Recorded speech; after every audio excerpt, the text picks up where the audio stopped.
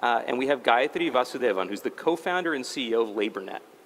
And I thought I might just start with you, Gayathri, very quickly, because many people here may not have heard of LabourNet, but I did what a good journalist should do, and I went online and I looked at YouTube, and I found a video that you did in 2014 where you were just talking about the concept behind LabourNet. And you said, I really hope that in 5 years, which would be 2019, you could reach 500,000 women. And as I understand it, how many have you reached to date? About 700,000. There we go. So we crossed the threshold, yes. So Gayathri, tell us what you're doing to get women who, especially in India where you work, are often not part of the formal labor economy. How are you getting them into business? How are you getting them into the workforce? So I think there are two, let's say there are two types of women, for lack of a better word. One is those who are in schools. So we do a lot of vocational education in schools. Girls drop out in 8th grade in India. So how do you ensure that they're retained in education up to 12th grade? So we've introduced vocational education in high school to ensure that families feel that they will be earning members. So push them towards completion of education through vocational education. The second is we have a pattern.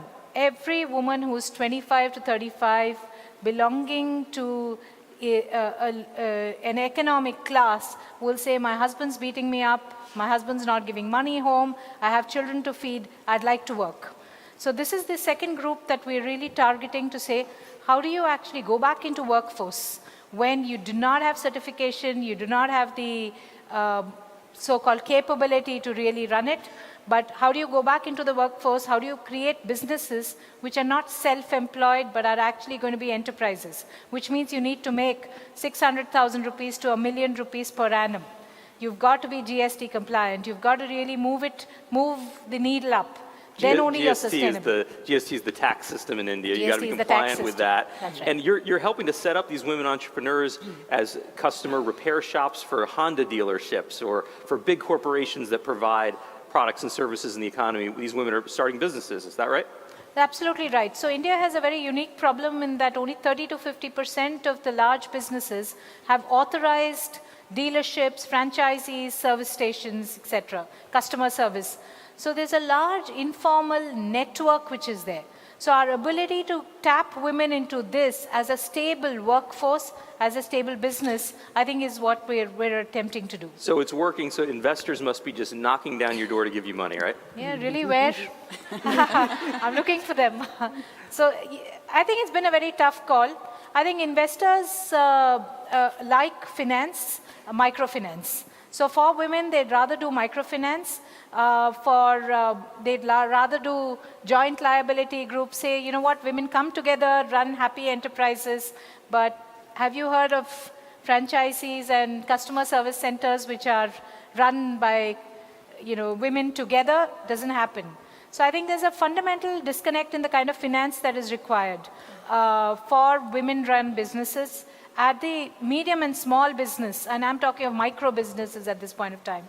The second thing is enterprises like ours need capital. So the kind of capital we need is probably very diversified. You need equity capital with lower IRR returns. We cannot do 20 and 30 IRR. So we need to think through what kinds of IRR would be the right for businesses which are already taking low margin right, in other words, these are businesses that are meant to have a social impact, to help people. You can't expect them to maximize profit at the level of a business that might not care at all about the impact it has in the world. But when you go back to India, you go back to Bangalore after this conference, and you're looking at how do you scale LabourNet to that next level? What is the opportunity? Put it in both economic and in social impact terms. What is the opportunity for us if we get this right? So I think if we get it right, we're looking at, per annum, we can certify about 700,000 people. Today we're talking of, in a decade we did 700,000. We can do 700,000 as an individual organization. We can grow it to about the 200 million revenue opportunity for an individual organization. So just imagine for a minute, if there were 10 LabourNets, we're talking of 10% of India's GDP. So 10% of India's GDP is a substantial amount of money. So I think it's about the economic opportunity that one needs to tap. but we need to change the business rules. So I often think of it like a beauty contest, Change the rules. I can win it. So the idea is if it's the same rules, we won't win it. But we need to change the rules. And the rules are going to be financial rules that we need to change. Yeah, tell us a little bit more. What are the rules? Because you've got the people here who might be able to change those rules for you. What are those rules? So I think it's as I started off with, I think it's the returns that it's looking at, and you alluded to it. Are we going to look at 20% growth per month? Are we looking at consumer acquisition alone? Are we looking at sustainable, profitable businesses that we're going to grow, which are sustainable over a period of time? Are we looking at only delivery to somebody? So that means, is it a logistics problem we're solving? Is it a manufacturing? You very nicely put it saying, who's contributing to this GDP? So where's the manufacturing? Where's the agriculture?